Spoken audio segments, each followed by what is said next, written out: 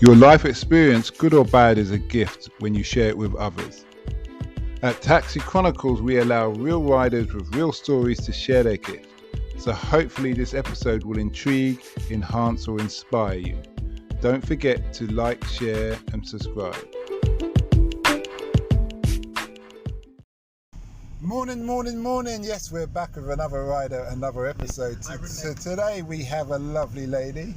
She's all tanned up. She is a bit of a rush to get into the car, but she's here now, and she works with the people who are avoiding hospital or on their last legs, let's say. But I will let her, the lovely lady, explain how and what it is she does exactly.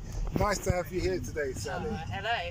So I work with people who are suffering with life-limiting illness, or such as Parkinson's disease or motor neuron disease, or people with cancer, advanced cancer that can't be treated anymore. They might have gone through multiple lines of chemotherapy, radiotherapy, immunotherapy, any of the new trials, and really their cancer is not responsive or it's progressing through treatment, and they decide not to have any more treatment, make the most of the life that they've got and to stay at home and try to avoid being admitted to hospital. So we talk to them about what their plans are for end of life, whether they want to die at home or in a hospice, whether they would want to go to hospital if they had an infection, or even something such as COVID, whether they would want to spend that time in hospital to recover from something unrelated.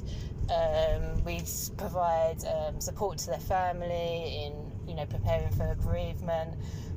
We manage their symptoms, as in pain and any nausea and vomiting or any psychological distress that they have about the end of their life. So it's a job with lots of aspects. We've got a team of different people that can help them, like just physios and occupational therapists.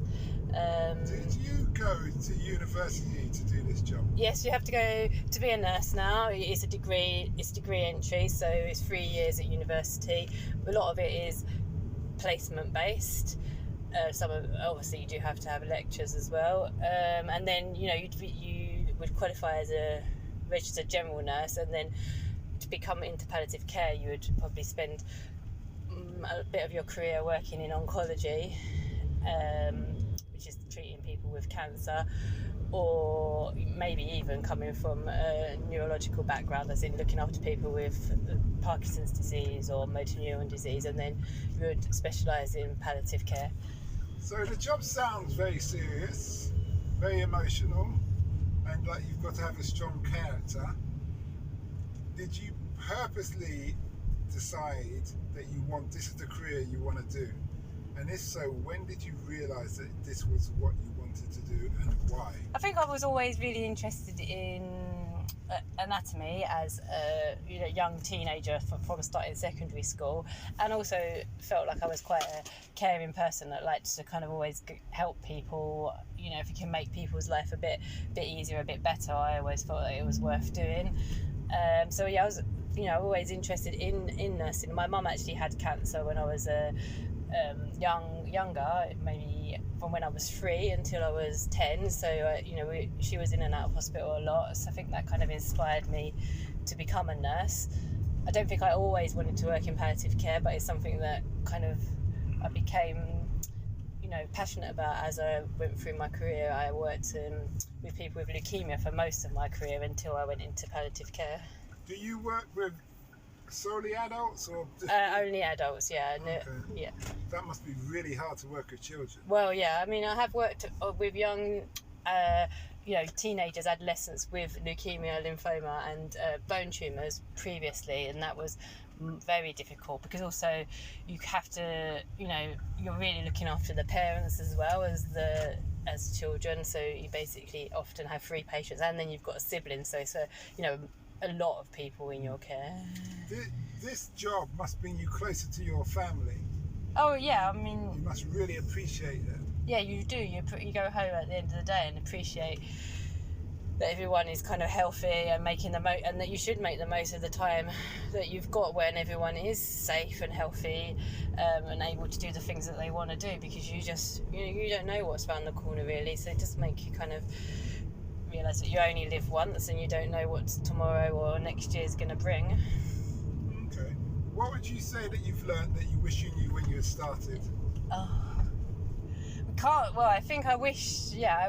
think you realise as you go through your career in nursing that you want to be able to make everything better for everybody, and you want to try and fix everything, but some people you can't help some people, and some, you can't fix everybody's problems, but you can only try. Okay, I hear you. What would you say to your 16-year-old self?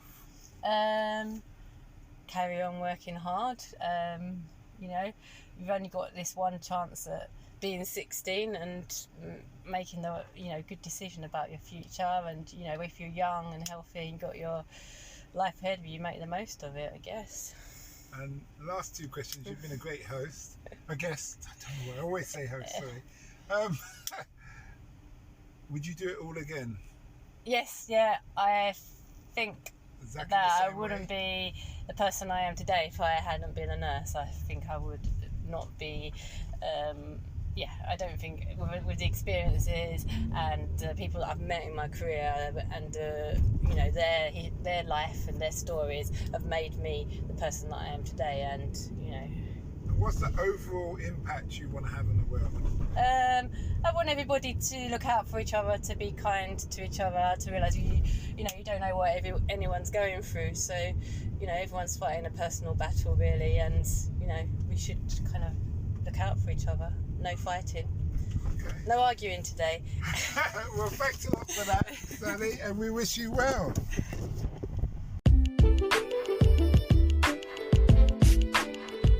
We hope you liked that Taxi Chronicles interview. Don't forget to share and subscribe to get the latest episode. Ever considered investing in the continent with the fastest growing economies and population on Earth? The same continent that holds 30% of the world's known natural resources. Listen to our sister podcast, Africa Investor Stories, where you hear real investors with real stories from around the world share their experience of investing in Africa. We post Monday and Thursday at 10 a.m. British Standard Time.